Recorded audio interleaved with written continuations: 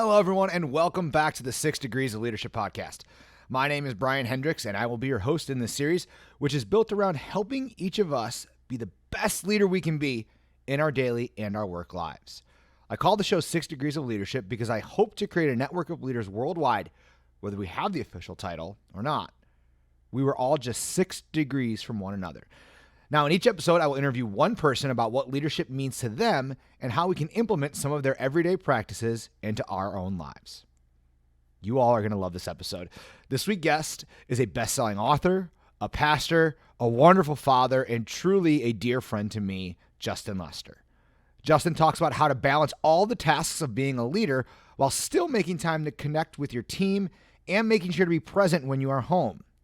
Please sit back, relax, and enjoy learning from Justin, because I know I had a great time learning from him.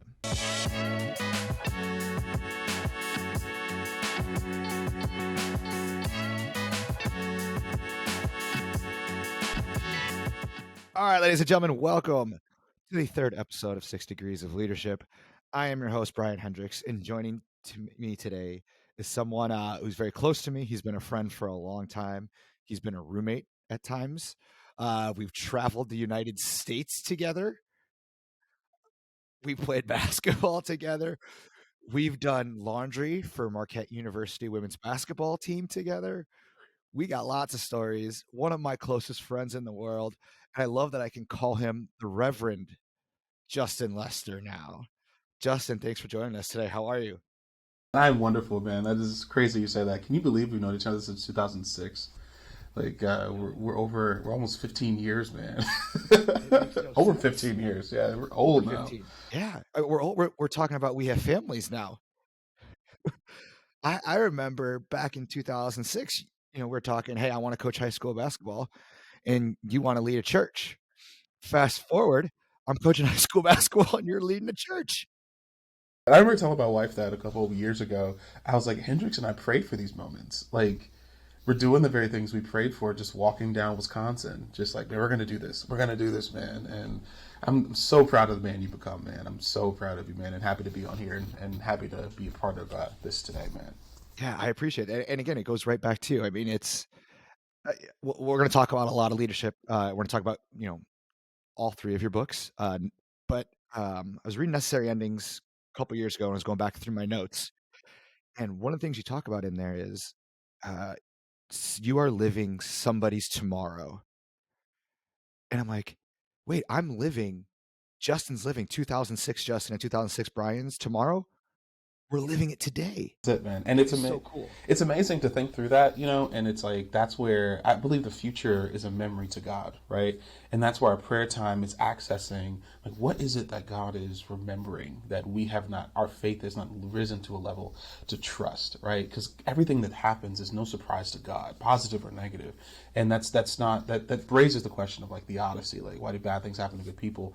But that's it, we're living our tomorrows, man. And it's just amazing to look back and to really, that's why I think that Christ gets to in Matthew 6, like, be anxious for nothing, like, stop worrying, be anxious for nothing, like, stop worrying. That's it, because it's worked out, it's planned out, and as long as we are staying in the groove and in the lane of where God has called us to our true selves or pushing us, we're going to end up, man, exactly where we'll be, and we'll look back on it. It makes me think about the times we were anxious and stressed in college, and I'm like, dude, it really never mattered. Like, you were gonna meet Jackie soon, man.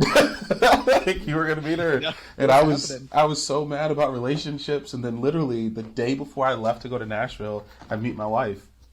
And I'm like, dude, if I just like would have just like studied more in college instead of being like, I wish this person called me back. It's like, dude, I was gonna meet her the day I left to go to Nashville and never stop talking to her. And so yeah, man. Honored to be here, man. This is awesome. Full circle, man. Yeah, it is. I love it. I love when it comes full circle like this. So let's get into it.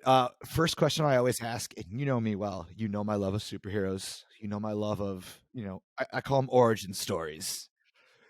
Like, you've lived a life. Like, what is your origin story? How did you get to where you are now leading the church? I'll tell you the truth. And when you said this, it's a story I've not really mentioned much, but I'll say this because I'm Drew Smith. I never forget the day we were at Kansas and I forgot Terry's Cherry Coke. And it was just like the worst trip ever, right? And it was just the trip just took a turn for the left. And I was on the phone with Drew Smith in my driveway at my mom's house. And I was shoveling outside. I was like, gosh, like I probably need to quit this. Like I don't know what's going on. And it was Drew that was just like, hey, I'm not telling you to advocate for anything, but it was just Coke. Like it's not a big deal. And so let's get back on the groove. Let's make sure we're doing our job with like intentionality. And what is it you think you can bring most to Marquette? And so I remember meeting with him and Carolyn after that, like the week, the right after everybody, I think it was a tournament everybody went to, came back, and it was just like, hey, I really want to do this video thing because I've always been a geek for it, and I want to figure this out. In that moment, man, I got organized, intentional with it, organized like film, began to build relationships with people around the office, build relationships with people upstairs, build relationships with people in the team. And I remember telling Terry, like, hey, like, I'm cool with this travel stuff, but I kind of want to be here on Sundays because there's a calling on my life and I want to pursue it. And Terry told me, she was like, the reason I want you to be around here is because of the calling on your life. And that was the first time I ever had someone who wasn't like my mom say, I'm invested in you. And that was the first time I was like, wait, if all these other people, like Terry's putting her job on the line, really, not literally for a manager, but it was just like trusting someone with resources. Carolyn and Drew were invested. I'm like, man, what is it about me that others see that I don't see? And that was where I first started really buying into like who am I and what is it that I'm called to do. And I remember that moment. It was like the worst. It was like that was a long plane ride back from Kansas. I was so happy to see Rock Chalk Jayhawk, and that was just a terrible plane ride. And I remember those moments, man, to get to today and just to take things daily, like take things at ones at a time, to be organized, to be intentional, and not let others buy into you more than you bought into yourself. And that's where, insecurity, I just could not let that lace my life as much as I let it lace my life. And that led to just different decisions and better decisions and to lead us to where we are today. So yeah, it was freezing cold outside on the phone with Drew Smith, shoveling snow at my mom's house. That really kind of just turned some things around my sophomore year at college, man. So yeah. That's all right. So I kind of want to diverge off that path for a minute here, because I think you said something that a lot of leaders face every day, and I know I face every day. It's that idea of, I'm not worthy of this role. I don't deserve this. This idea of anxiety and all this stuff, like why me? Why would people listen to me? Why are people going to listen to 6 Degrees of Leadership? From my perspective. So, as a leader, how have you kind of fought through that and actually taken in what other people say and believe it? Yeah, that's true, and it's something I think we even fight on a regular basis. That imposter syndrome, right? Just I'm not enough to be here. I'm not, and my pastor said something to me. Sorry, he was preaching here a while ago, and he said, when we get into imposter syndrome, when we get into that space where we think we're not enough, we say, I got to do this, I got to lead people, I got to pay bills. So I no longer look at my job as I look at it like I got to pay bills, I got to finish this, I got to get these 4 or 5 things done, I got to please the board. But I move from I got to attitude to I get to attitude. I get I get to talk to my board this week, right? I get to put food on my table by influencing other people, right? I get to pay my bills through preaching, right? Like through the foolishness of the gospel, Paul says. I get to pay my bills, and that's just amazing to me. And so when I move from an I got to an I get to attitude, like I get to serve people. I get to serve the kingdom. I get to call the best out of others. That part for me, man, moved to me not looking at like, okay, so what is wrong with me that I have to finish something, but what am I excited about to see the next, to see what's beyond? And that's what's helped me, man, move beyond my insecurities. Like, no, I'm secure enough in myself that I get to do this. I get to, it's a privilege to lead. It's a privilege to serve. It's a privilege to preach. And that get to attitude beyond a got to attitude, man, really helped me in terms of having clear focus and then work life boundaries. So not balance, but boundaries. Like just Yes. work life boundaries, man, is assisted so that it's like I'm who I am fully everywhere I go, and don't apologize for it because, man, I get to do what I'm doing, and I'm not going to let anybody or any situation or anything disappoint that. And that negative situations, hard meetings, hard conversations are so essential because we get to do this work. And that for me is what's really assisted in having joy. I don't think life is lived to be happy, but I think life is lived to have joy. And that joy just overwhelms the get to attitude, man. Yeah, I love that. And it's a mindset shift. And I think people have to realize, yes, the initial reaction is, oh, I have to do this. But then we can control our self-talk and change it. No, I get to do this. I love that. That's it, man. I Yeah, get to. Yeah, I man. love it. So obviously, long journey to get to where you are now. If you, for all of our young leaders out there, what is something you wish you knew when you were younger that now you're like, oh, okay, this would have helped, 12, 15 years ago? It's funny. Our young adults, we had this funny thing we did. We started this thing called Wine Down Wednesdays at our church, and where we study scripture and drink wine. We're in Napa. I live in Napa, man. By the way, you got to come out here sometime. Right. But like, so literally, it's just like water. Okay, okay. It's like water out here. So we just drink. We have this thing called Wine Down Wednesdays for our young adults, and one of the questions I asked them, I said, like, what would you get tattooed on your body if you could, right? And we were debunking some stuff in Leviticus, and someone asked me, because someone asked us the answer to the question, the challenge I'll give someone who's listening. Like, I think the way they can also answer this question where they are now is, what would you tattoo on yourself? And what I would have put, man, is it's going to be okay. I really wish that, as much as we can get into deep stuff, like, it's going to be okay. If life was meant to kill you, if it was meant to harm you, it would have. But it's going to be okay. And that goes to testing, that goes to, whether it's people going to law school, people graduating from school, first kid, second kid, whatever it is, it's going to be okay. And I really wish that at a younger age, when I wasn't making what I'm making now, when we were in the process of getting married, when it was moving, when it was purchasing a home, finding an apartment, like, it's going to be okay. And the gray hairs I have now are from stress I didn't need, right? Secondly, I think what I also learned, and I wish someone would have said, is your first response cannot be anger. I really didn't understand passion until probably 3-4 years ago, and the differences between having passion for something and your responses and reactions in anger.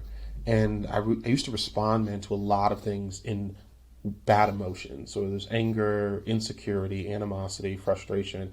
Then my first initial reaction was always like a negative reaction. I can't be this. I can't do this. This is impossible. Instead of your first response cannot be your worst emotion, but understanding that delineation to passion. So now my response then is really, I want to build this, that's why it frustrates me. That's why it agitates me.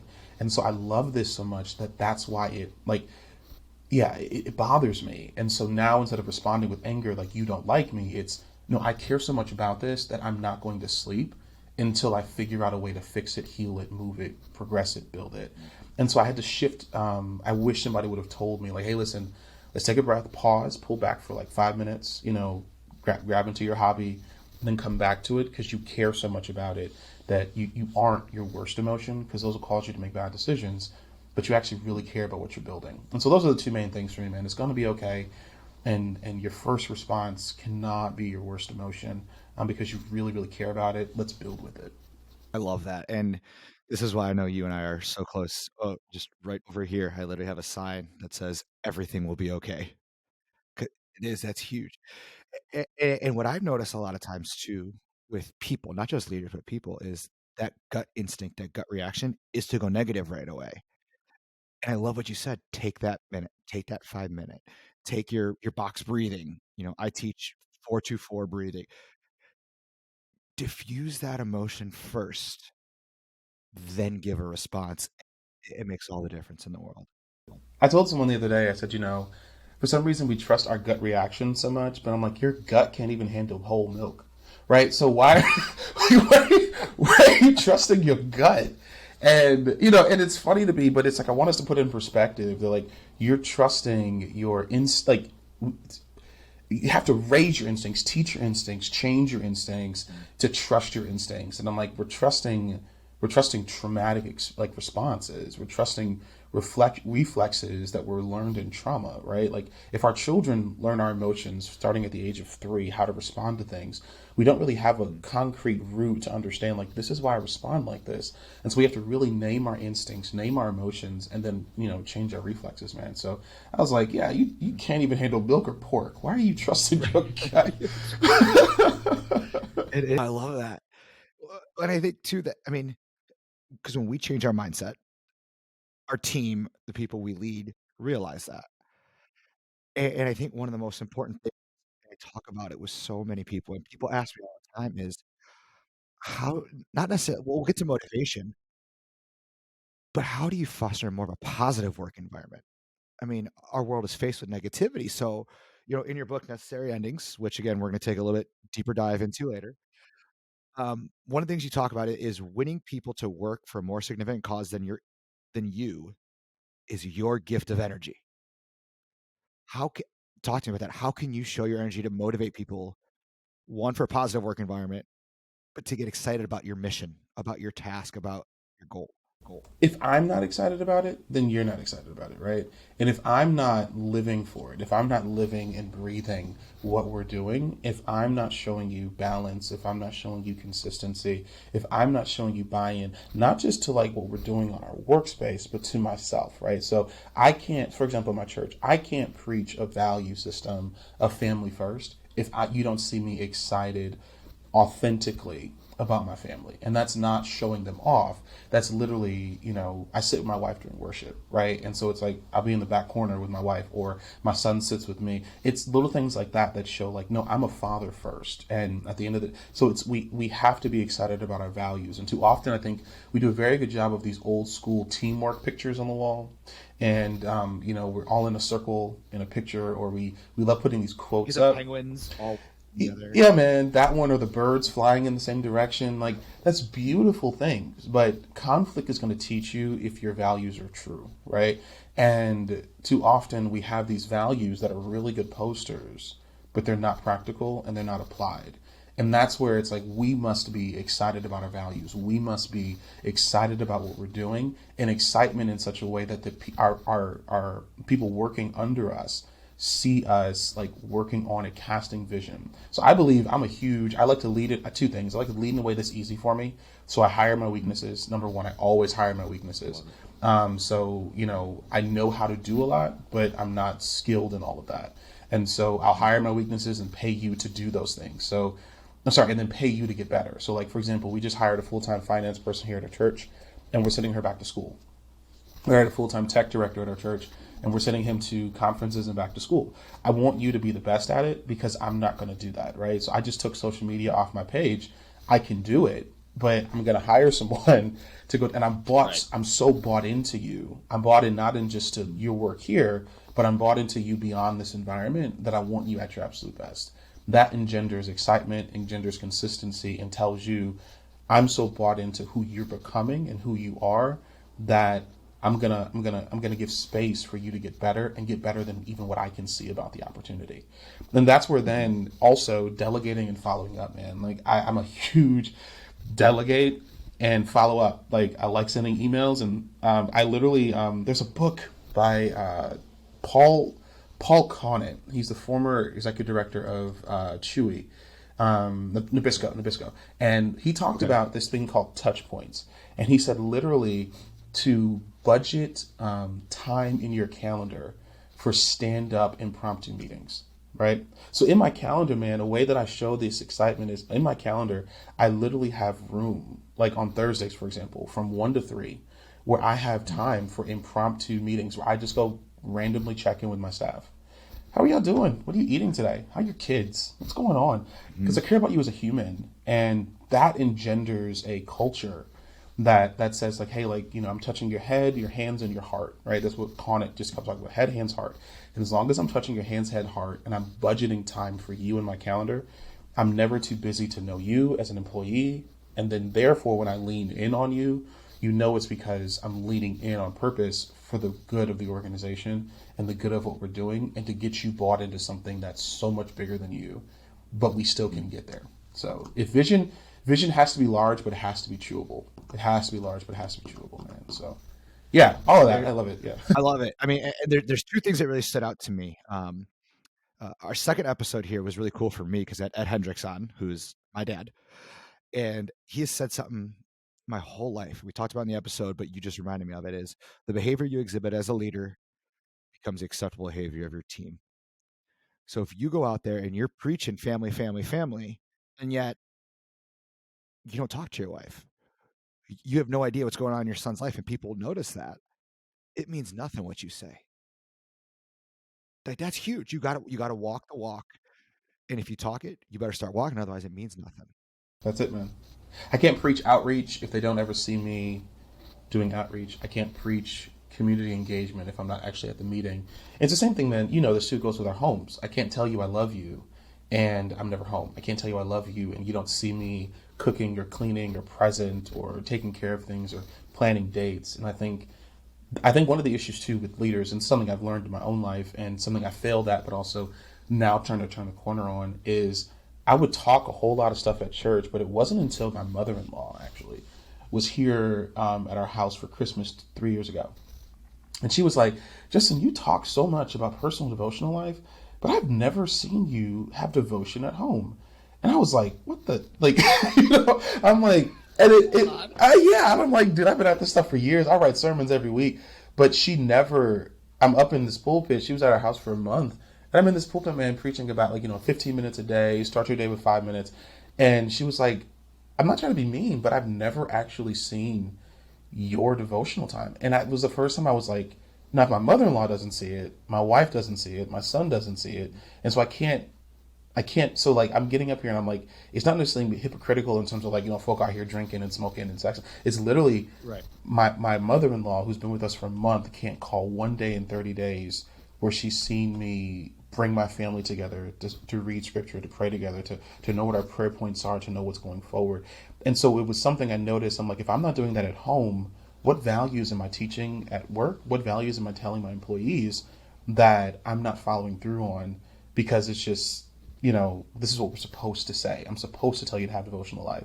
But my life changed, man, honestly, when I actually sat there and was like, no, every single day we're gonna come together, and once a week on Mondays, we're gonna have our devotion time as a family. And our family shifted because I actually applied the stuff I was preaching about at home, and then it poured over. I think we have to live from overflow. I think that's where the whole Psalm 23 thing comes in. I'm not to get too much into it, but like Psalm 23, the whole like my cup overflows. There's a necessity that picture there is the king servant being served, right? And because of the overflow, that there's no poison in this drink, they couldn't wait to pour this. And my cup is overflowing because now there's no poison in this drink. There's nothing negative in this. So like the Lord is my shepherd, and I can't wait to drink this cup. And so we have to live from the overflow, and our work is from the overflow of what we pour at home. And so I'm only as good of a boss to my employees as I am a husband and a father. You're only as good of a leader to those who you're leading as you are a husband and a father first, because that is your first place of ministry, failure, success. And home is the one place that covers all of your blemishes. And yeah, man, so all of that put together is just when I got home right, everything else fell into place. So like work is easy because I love being Courtney's husband and I love being Camden's father. And so now I can be Sandrea and Steve and Michelle's leader because I love being Courtney's husband. And it gives you something excited to come home to. And you leave home, most of the time you're not happy to leave, but you're in a good mood because your home life is in order. And that's where we make poor decisions at work because we don't make good decisions first at home. And the reason we'll compromise with he, she, whomever, whether it comes to resources, money, relationships, will compromise here because we are not solidified there. Yeah, that's deep. I mean, it's. I think we need to hear that both as leaders at work and at leaders in our own home. Yeah, I want to go back to that. The second thing that you brought up, and I loved it because I get this from CEOs and coaches and VPs all the time. You know, how do I make time for the quote unquote small talk? How do I make time to make sure my employees know I care about them as a person, not just, hey, here's a deadline, get it done? And my answer is exactly what you said. You schedule it. You have to. There's no way around it. And here's the thing, I believe, and I'd love to get your reaction. You schedule it. It's now, because we have people that are so task driven. Now, now it's a task that you have to accomplish, which is you get it done. And now your team, I argue, is more committed to you because they see the commitment to them. Yep. There's no raise I can give that overrules them knowing I care about them. That's it. And it's just like, I think a trap, not trap, a failure of mine, and I'm open to speaking about some things I didn't do well as well. A failure of mine in my first congregation, man, was I just thought like, ooh, do the work, I'll give you a raise at the end of the year. When really, you just really wanted me to come to your kid's graduation. And so, okay, I'll come to that. Like, do the work, I'll pay you well. And so there was no raise I could give that overruled just like, oh, you're a musician and you want me to come to your gig. That's fine. Like, and you kept mentioning it and you told everybody in staff meeting and you mentioned it over and over and over. And I'm like texting you the night of, like, oh, how is it? And all you wanted was like, would you guys support this? Because we're talking about, like, the thing is, we have workplaces that claim this family montage, but for some reason we're family, but all we do is fire family. And I, and so it's this whole notion of like, I was trying to build this whole like we're a family and blah blah, but it's like if we're family, we're eating together, we're supping together. So let's either be a family and then engender a family model, or this is a workplace, and then how I need to then make sure that I care about you as a human. So I said, how do I change this? Where Touchpoints helped me dearly, man. Where it really said like schedule when like my doors open this time, communicate it, schedule it, and then be there.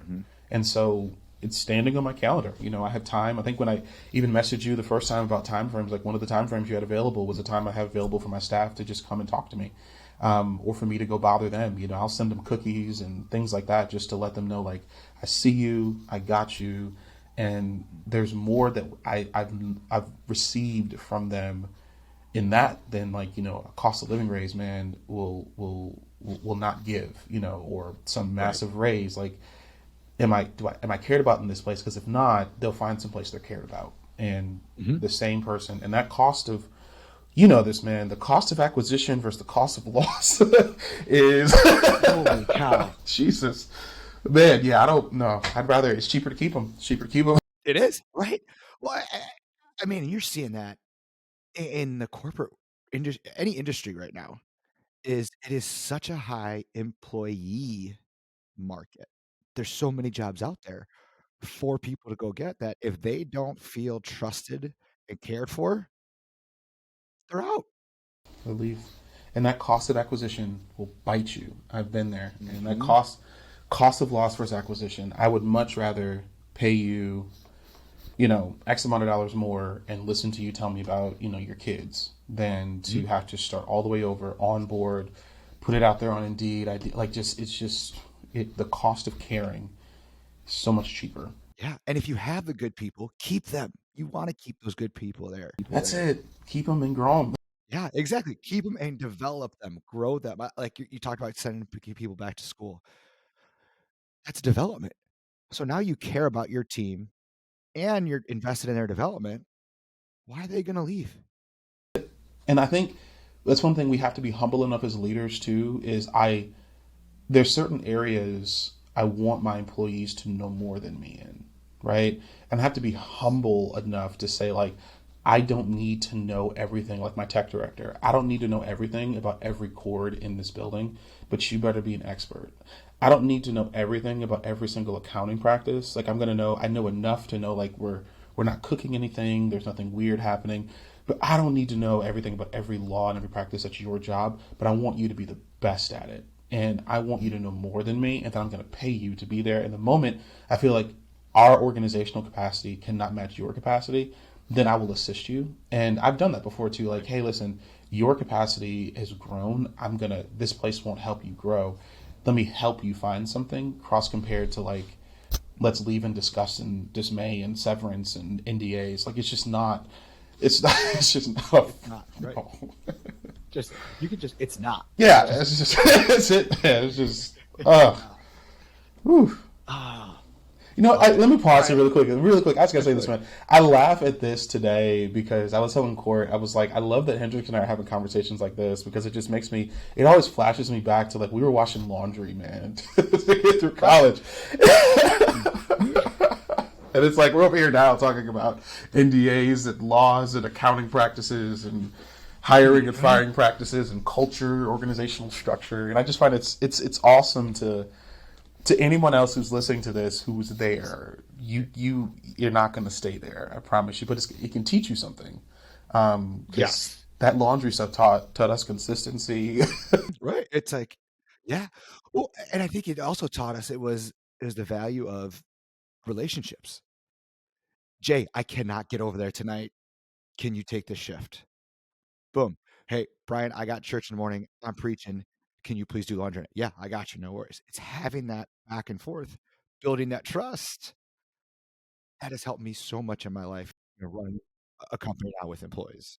Yeah, man, and that's it. And it's like leadership to me is just communication and managing conflict. That's it. If you can communicate and manage conflict, everything else falls into place. If you do not communicate, you have terrible conflict. Conflict's going to happen, and it's how we communicate Yes. and how we manage conflict. And those two things down together, man, build a great organization, build a great team, and engender a place of trust for your employees to you, and vice versa. And I think that just tells it. We learned it early, and so it's like the reason we are where we are today. Where we're not sitting here like I think the most valuable currency we have is our time, right? And so the reason Amen. we can make decisions with our time is because it's like there was a time frame we couldn't, where it was like, no, we are getting back at midnight. We have practice at 6. Everything needs to be clean by 4. You guys have class at 8. Get it done. Okay, great. At the time, I couldn't control my time.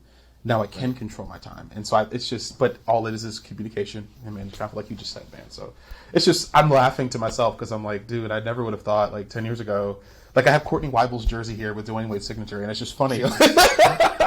It's just funny to think about, those moments compared to today, man. So anyway, yeah. I think for everybody out there, it goes to show you again where we are now. Justin and I had these conversations over a decade ago, and if we didn't pursue it, if we didn't chase that dream, we wouldn't be here. It's the start that stops most people. That's it. That's it, man. That's the truth. Just if you have a dream, if you believe it, you got to go. Don't start tomorrow. You got to start right now. Hey, that's so powerful. It's the start that stops most people. That's powerful. Love that. I mean, it's one of my favorite. I'll take credit for the quote. It's not mine. Um, but if you want to give me credit, that's fine. But I love it. It's the start that stops most people. Yeah. All right. So I kind of want to shift. I want to get into some of the things that you've done over the last couple of years. So we're going to start with Necessary Endings. So this is the book you wrote. Um, I read it. I loved it. And it hit me differently, I think, than it would hit other people because I mean, you really open up in this book, and you talk about times, and I remember being roommates with you, and not knowing any of this, or not knowing how deep some issues went. And so, first and foremost, I want to give you kudos. I want to give you props. I want to say how awesome it is that you opened up and put all those negative emotions, negative thoughts into a book like this because a lot of people don't. You're not the only one. And so first of all, thank you for doing that.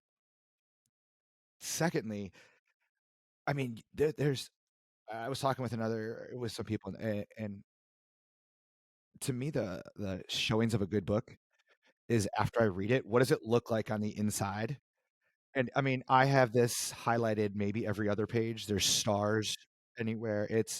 There's a lot of good nuggets. So there were three things as I was kind of going back to my notes in the book I wanted to just bring up. And one of them is kind of what we just talked about. The start is what stops the most people. But you talk about planning without action is a waste of time. What if you can focus on that for a little bit? Yeah, man. So my wife, the reason I even had that, my wife, we were specializing in times where we always put all these planners, and I noticed on our bookshelf we had planner after planner after planner after planner, and it was all these amazing, beautiful, highlighted vision boards and post-it notes everywhere. And I'm like, none of these things were coming to pass because January was this beautiful planning season. And then February we were not in the gym anymore, and then in March we were back to eating cake, right? And I learned that planning has nothing, because dreamers are the doers who get things done, right? Like you have to get things done, and if you're not going to get things done, not going to follow through on it, because the follow through, man, and I gleaned that, man, from just basketball. You can have all the athleticism in the world. Like we've seen that. I mean, there was the Hmm. best defensive player we ever had was that young lady. I forgot where she was from, but she was the best defensive player I've ever seen. Couldn't shoot for nothing. Had a terrible foul. And it's like, girl, your whole career could be amazing if you just had one thing, a good Hmm. follow through. I think the same thing comes over to our lives, man, Yeah. where we plan and we plan and we have all this stuff. And that was my issue. I had all the juice. I had the height, I had the location, I had the degrees, I had the connections, and it was like my follow through was just poor. I was planning, I had all these dreams and goals and visions, but then it was, what are the two or three things that God is really calling me to do?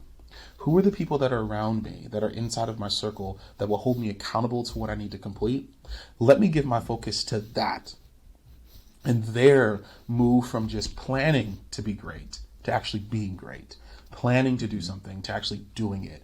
And I think when we overcome our own hump, right? Just overcome our own hump of planning, we then can lean into the fullness of our dreams, our opportunities, our goals, and our future. But the issue I think too often, man, is like, we have a terrible follow through. And so it's just, I challenged my church with this last week.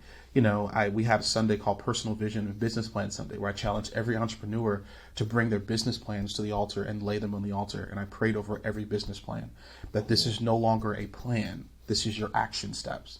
So complete it. Hmm. And so now we have ministry catered to following through, literally called the follow through ministry, where it's following through, we're having people then show up once a month. How are you following through on what we just prayed over?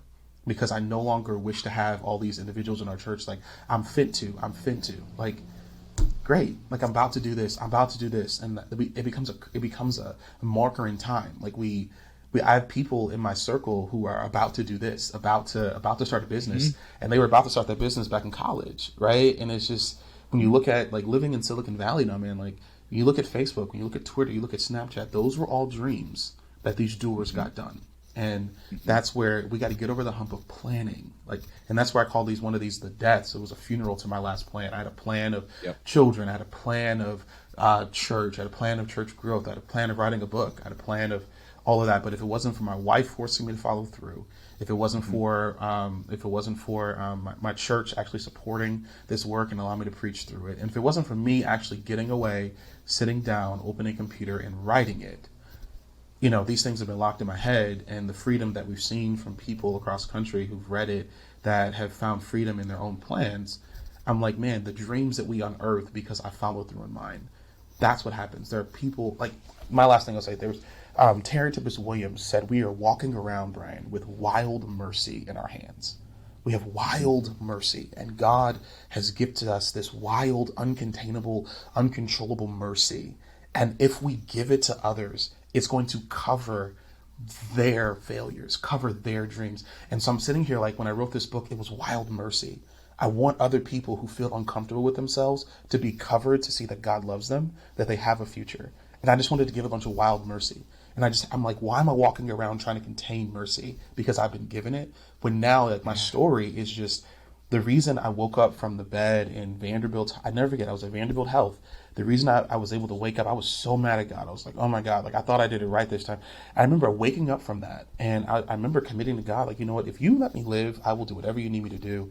And that's wild mercy. So I have to share it. Yeah, I cut my Hmm. leg. I tried to die. I tried twice. I tried, man. I did not want to be here. I thought I was just pointless. I couldn't do it. But I have wild mercy. And so every time I get a chance, I'm going to share that mercy because I want others who feel insecure about their dreams, feel like they'll never amount to anything, to know that God's same mercy that kept me is the same mercy that'll cover you completely, whether you're saved or not saved. We have wild mercy to keep people from themselves. That's huge. And wild mercy is going to be different for everybody. The wild mercy you can give is different than the wild mercy I can give, which is different than anybody. That's so powerful. And I think once you make that connection of I have something to give that will help others, that's a natural human inclination, I believe. That's it, man. There's this theory called futures theory. I'm doing some work on that. Actually, to tell you the truth, man. So I'm finishing up this book. I got to deal with Christian faith publishers on this book on gamification of the church. And one of the things I'm talking about to share with you guys, it'll be out next summer. That's one thing I was going to talk about later, but about next summer. So futures theory, and what futures theory looks at the same thing. I love Terry Tippis Williams. She's a professor at Harvard. She said the eyes of the future are looking back at us, praying for us to make their pathways straight. It's from futures theory, and this whole notion that it's no longer generations, but to see our children as the ancestors, right? So, how do we engender a culture where it's not Gen Z competing with millennials, but that we're all going to be the ones on the Mount Rushmores of our children's lives, the Mount Rushmores of our families' lives? How do we honor ourselves to help build the monument to what we're building for our children's children? And what are we doing for our children? So, what are you doing for your children to be like, no, you are going to be on Mount Rushmore? And that changes the way we speak to them. Like, no, your failures are going to lead to success because I'm only going to align you with your dreams. You see what I'm saying? And so this Oh, whole I do, notion, yeah. yes, this whole notion of futures theory, and I'm playing with it in terms of the church. So like we have this competing notion of old people hate young people, and it's like, hold on, what if we saw these younger people as like they're going to be the ones that are the Mount Rushmore of our church, and if we don't hold them up, we will lose out on the future of millions of souls that'll be lost.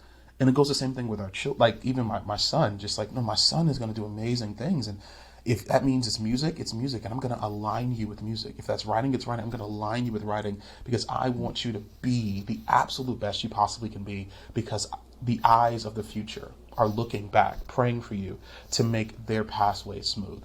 And that mindset for me, man, has allowed me to do my very best to really see, like, not just see the future, but am I doing something today? Am I engaging today, this week, this sermon, this lesson, this blog, this book, that the eyes of the future are going to have a smoother path?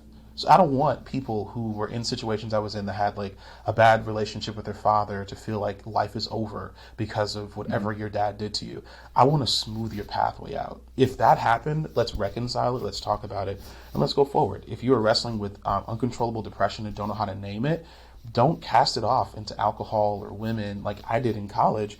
Let's bring it back in. Let's be honest about our stories. And I want to make your pathway smooth. And that's where it's just like, it just helped me to focus on the smoothing of the future. People I'll never meet. Like, I'll never meet my great great grandchildren, but I hope that they can look back on my work from my time, the life that I've been privileged to live, and be like, great great granddad helped me live. And that's all we want to live from, man. That's I'm processing all that right there. But it is, it's like what we do now or will what we do now have a greater impact in future generations. And if you thought about it, like it's not us versus Gen X, Gen Z, boomers, because in 80 years, we're just the ancestors. They don't care what generation. Oh, that's my ancestors did. Man, that's it. And we specialize in our community creating division. We specialize in it. We create In systems. everything we do. Yeah, we specialize in creating division, cultivating division, holding on to division.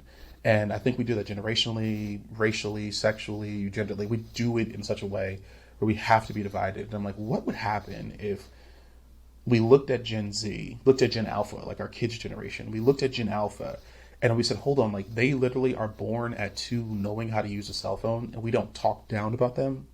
But what is the content that we're creating that they're going to sleep with in their dreams? Right? So if we know that their dreams are being cultivated and they can't communicate it, what's the content that you and I are creating that's going to help our children dream at 2?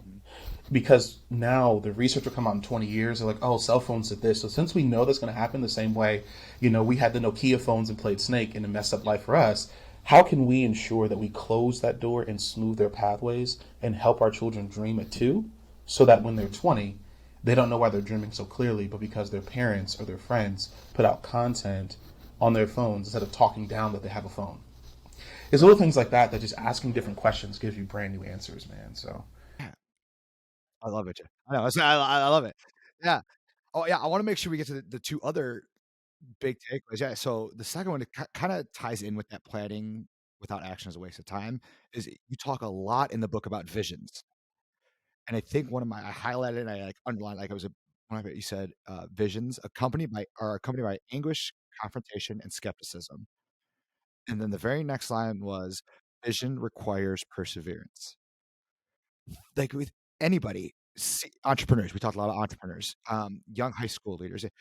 Once you get started, which is the first step, it's going to be hard. There's going to be anguish. There's going to be doubters. There's going to be skepticism. What's your response going to be? And I love you said perseverance.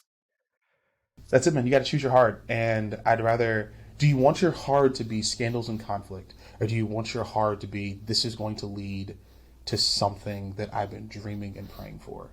And vision requires perseverance, man. I think about it. I love using sports in it just because we have that background. And I think about just like the long seasons of sports, right? And as much as it's like, like I don't want to talk about the Packers this year because they're terrible, but I just think about. We can talk about the I don't Packers want this to. year. That's fine. No, As a Bears we're not, fan. oh my God, you guys finally got a quarterback, and kind of. But you know what I mean? It's just like everybody's a Super Bowl champion week one.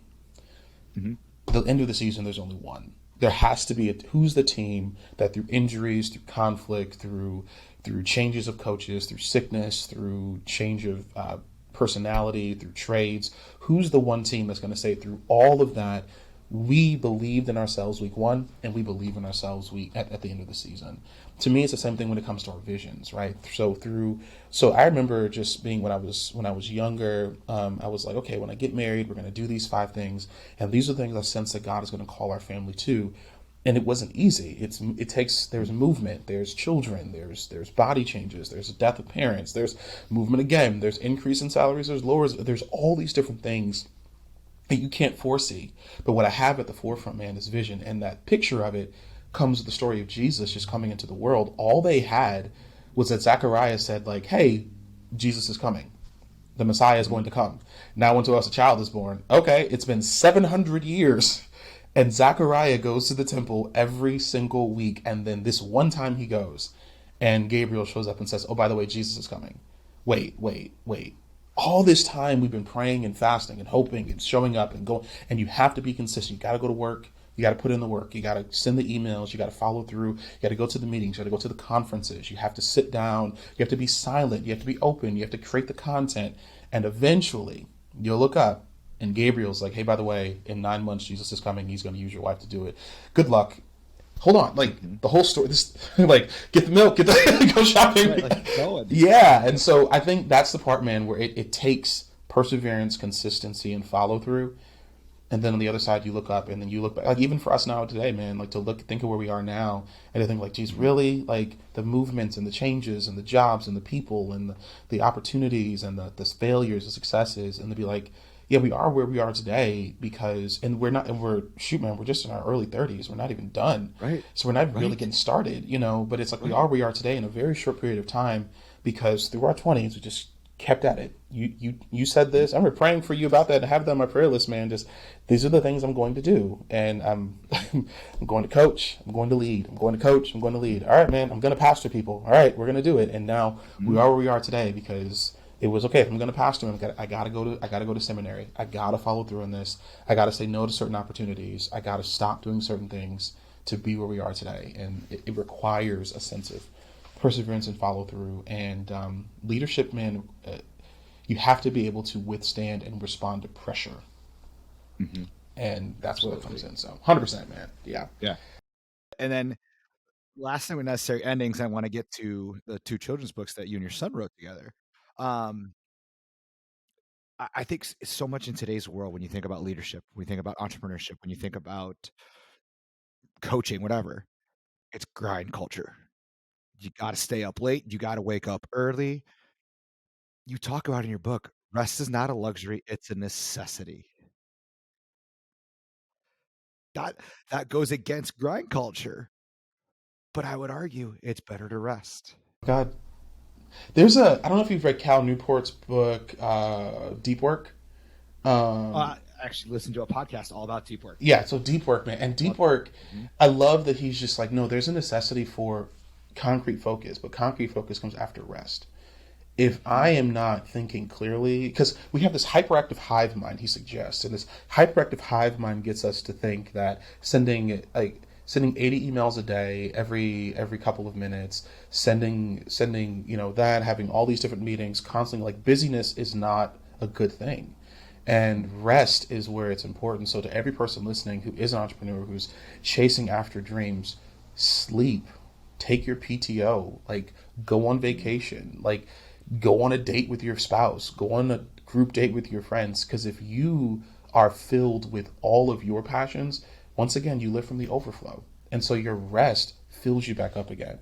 And so I'm over this, old school wake up at 6 and have, like I told my church a couple weeks ago, I said, you have 5 different jobs, and when you could just deepen your time at one and make the same amount of money. Because when you think about the gas costs, the personality costs, the body costs, all of the movement to go to 2 or 3 or 4 different jobs, you look back at it, and if you just deepened your intention at one, you'd see increase. And I've had employees that worked multiple jobs, and it's just like, hold on a minute, like, let's work here first. And I promise you, like, there's opportunity here to grow, but you're working 5 different jobs, and I'm getting you, or 4 different jobs, and I'm getting the excess of you and not the best of you. And I think that not just applies to our work, but applies to ourselves. We get the excess of ourselves, not the best of ourselves. Rest, man, has to be at the forefront of what you do. Yeah.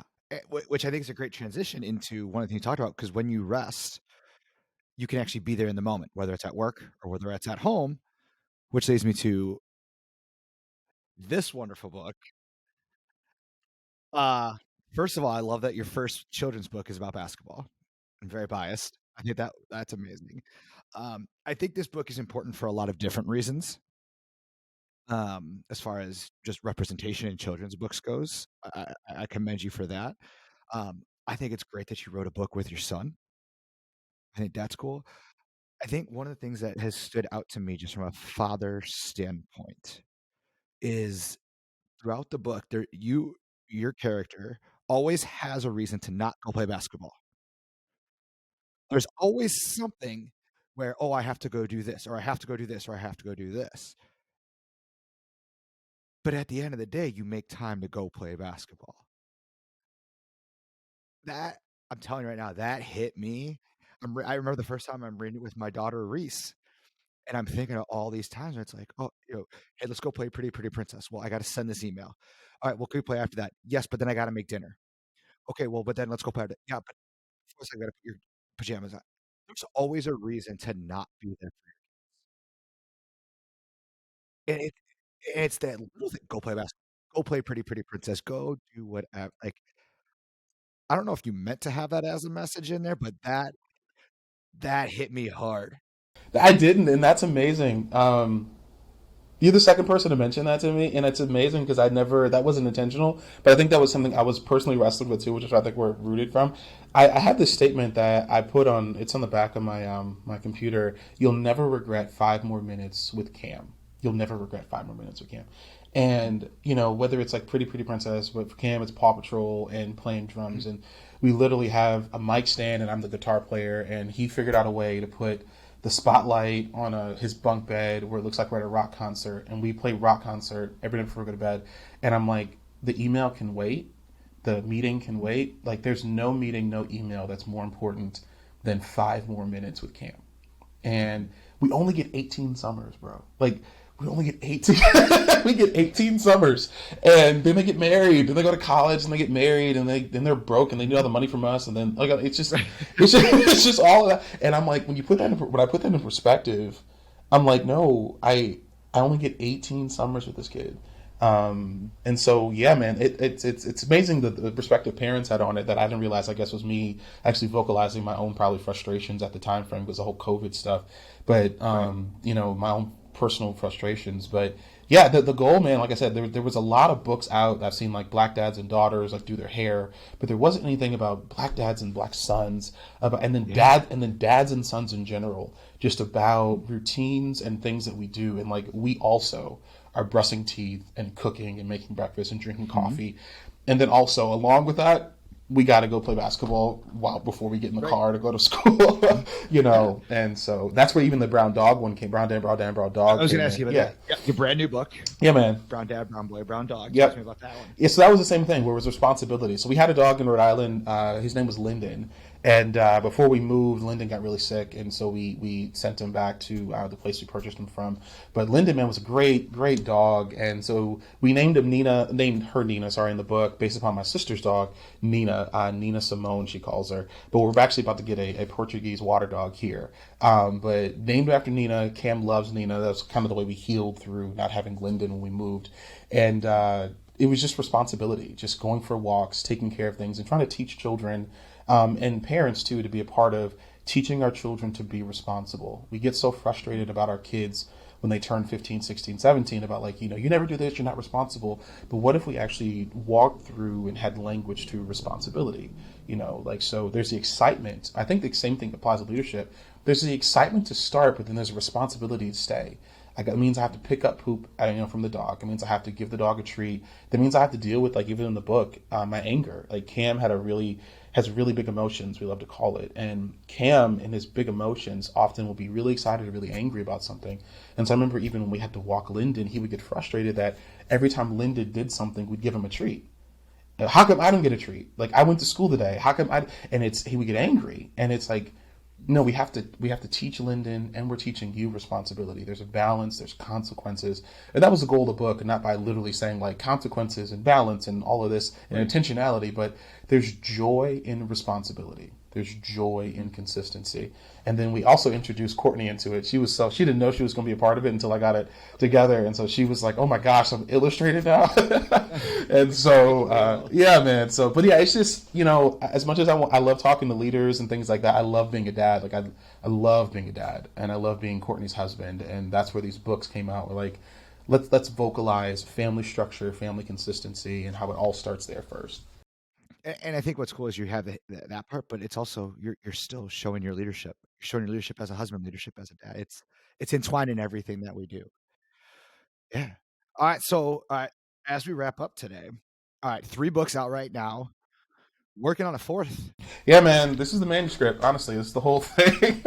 And final proofing. I'm sending it over to a couple of colleagues and friends today to make sure that like the content's there. Then I got to send it back to the publisher, and then yeah, man, we'll see what happens. But this is it's called Let's Play Church: Gamifying Churches for Revitalization. Using my dissertation was on gamification and nonprofit ethnic organizations, and so how we take the tenets of gaming and actually infuse them into church revitalization. And so options, control, rewards, badges, and not gonna lie, man, I love looking at church like that, and it's crazy. But that's yeah, I see the ministries as leagues, all of that, and it's helped me gamify it and instead of taking normal revitalization steps. So it's a 3-year program that I suggest to churches, very practical, but it's all research based, so it's a totally different read than Necessary Endings. And then because the reason that's so, and I'm just saying this so anyone who did like Necessary Endings, if you read it or not, there's a book I tabled that I'm finishing this one on because God told me to do this. I tabled it to a point where I'm like, let me finish what God told me to do first, and then I'll come back to this other one.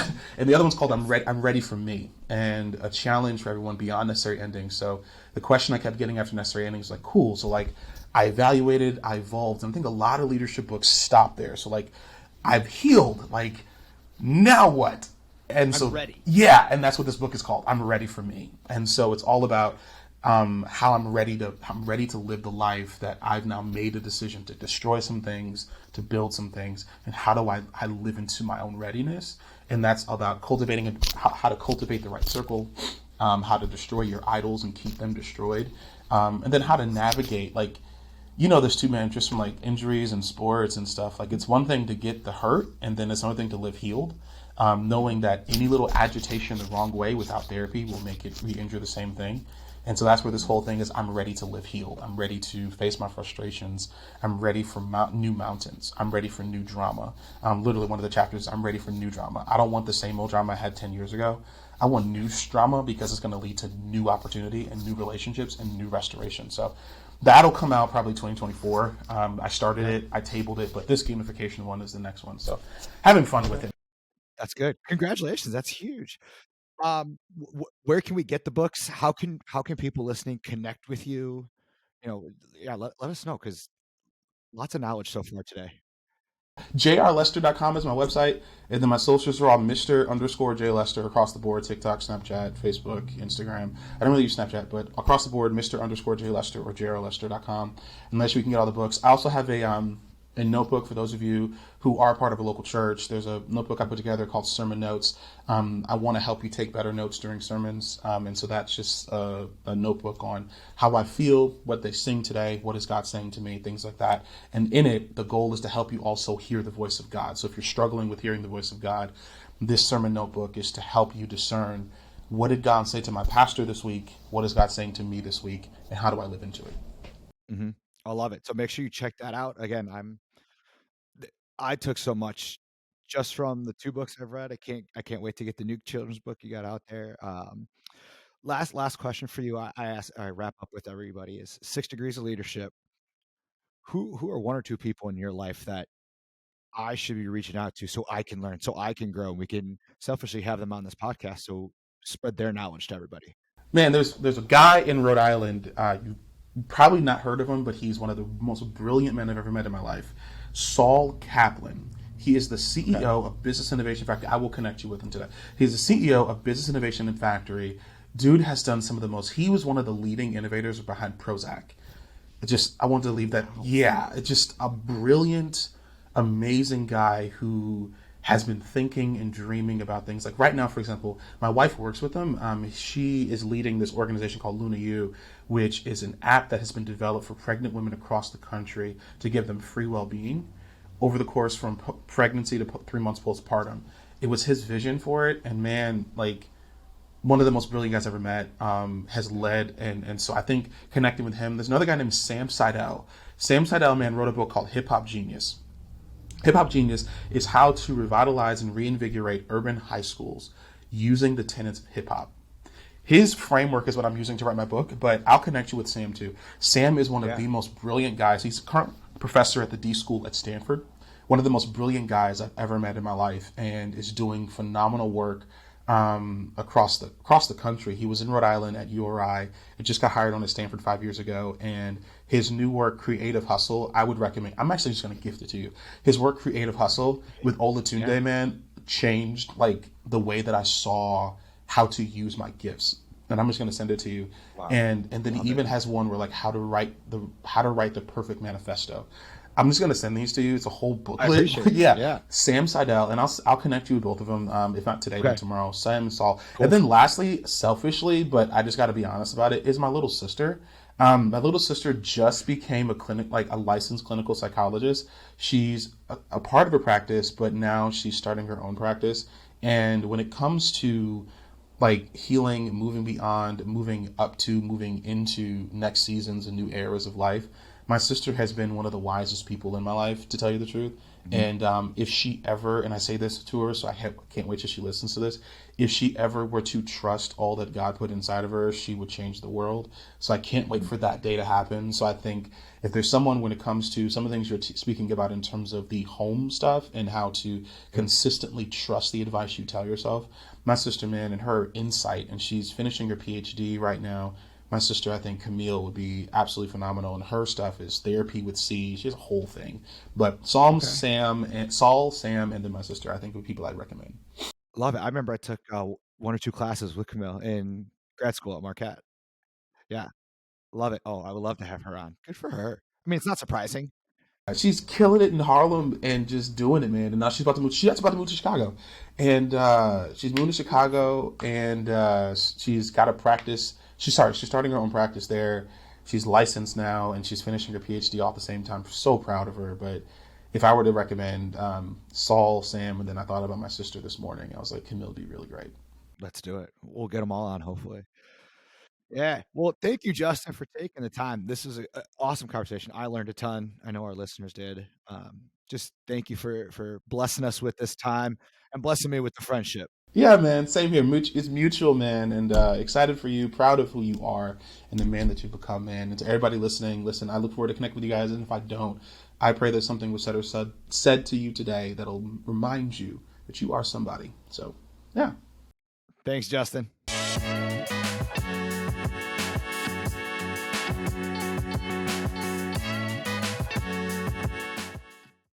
Hi again, everyone. Thanks for tuning in.